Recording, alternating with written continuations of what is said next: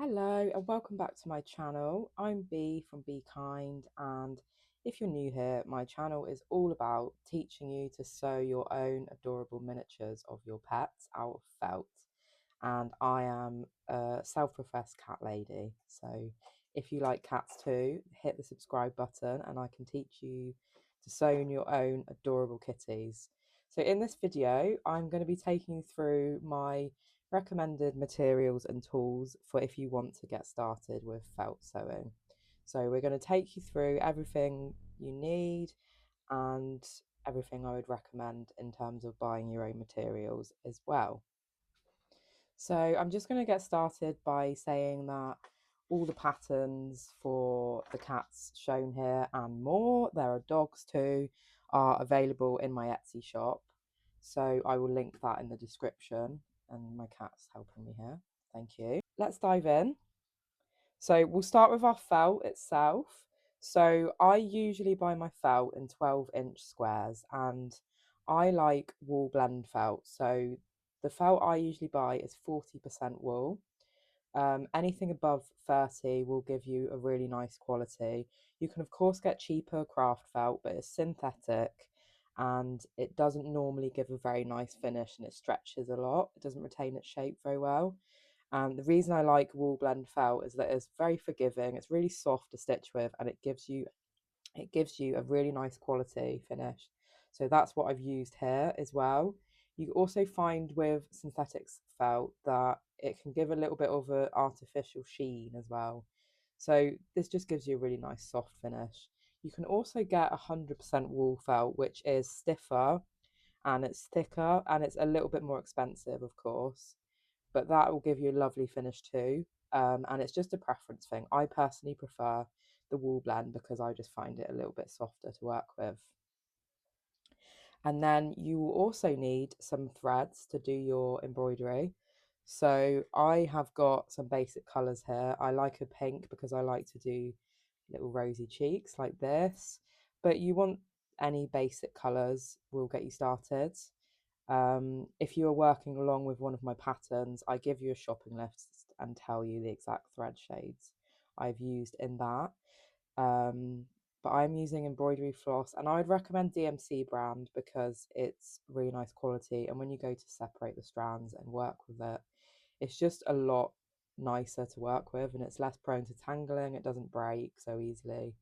So that is what I'd recommend there. And then we will need our scissors for cutting the felt itself.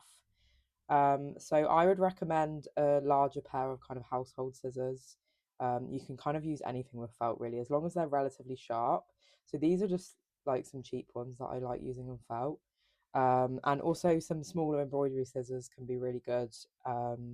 If you want to cut kind of smaller pieces like this, they just make it a bit easier to get in the corners and give you a nice finish. You will need some pins as well. That will just allow you to pin the pieces together when you're stitching, and they will keep them nice and secure. So there's different pins you can get. You can get standard ones like this, or you can get ones with a plastic head like that, which makes them a little bit easier to see, and you can kind of grip onto that when you're pinning, which can be helpful.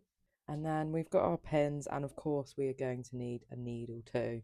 So I'm going to be transparent here. I don't use anything special for my felt sewing needles. This is another reason I like working with felt, is you can kind of work with very basic supplies and you can still get a nice finish. So I just buy a cheap pack of embroidery needles like this. And the only requirement really is that it has a nice sharp point to go through the felt, and you just need an eye that's big enough to fit your embroidery thread through. So I work with different numbers of strands of my embroidery thread. I will consider doing a video on this maybe too. So you just need the eye to be big enough to get however many strands of thread you're using through. So sometimes I work up with up to 4 strands, so I would need a little bit of a bigger eye, but this is the one I'm using at the moment. And of course, you can get embroidery needles like this. There's lots of different types you can get, but genuinely, I think you can just use any household needle really. And like I say, as long as it's got a sharp point and the eye is big enough for your embroidery floss, you will be absolutely fine. And I think that's a nice accessible way to start, is not need anything fancy for it. So that's kind of my recommendations for needles. Another thing that isn't essential, you can just use a pencil or a pen, but I would really recommend getting some of these heat erasable gel pens. So I just get these online in a pack. You can get white ink as well for the black felt.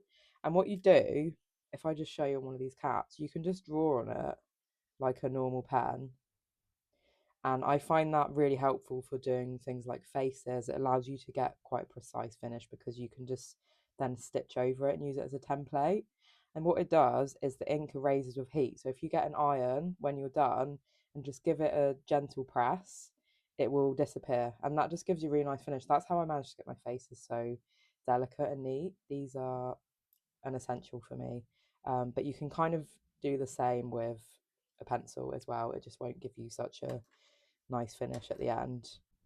And then we come to stuffing. If you want to make your felt animals nice and squishy like this, I have got some stuffing here. This is just polyester toy stuffing, which you can get in most craft shops, and it gives you a really nice finish because it's soft. And I believe that is sold in 250-gram bags. It's quite cheap to get hold of. But there are other options too. You can get wool stuffing. You could use felt offcuts as well. But that again is readily available online, and I would just type polyester toy filling or toy stuffing, and that will get you what you are needing. And I would also recommend, this is again isn't an essential, but this is what I like using. You can alternatively use the non-writing end of a pen or pencil, like I have done in one of my previous videos. But I really like using a pair of small forceps. So I buy these online. And then what you can do is you can get some really small pieces of stuffing and you grip in like so. And then that allows you to kind of really gently push the stuffing into the smaller areas, like in the ears and in the paws. And that's how I get them really nice and evenly stuffed. So I will do a separate video on that soon as well. So that is everything I would recommend if you would like to get started with felt sewing. Don't forget to check my channel out and subscribe if this is something that interests you. And I hope this was helpful. Let me know in the comments if it was.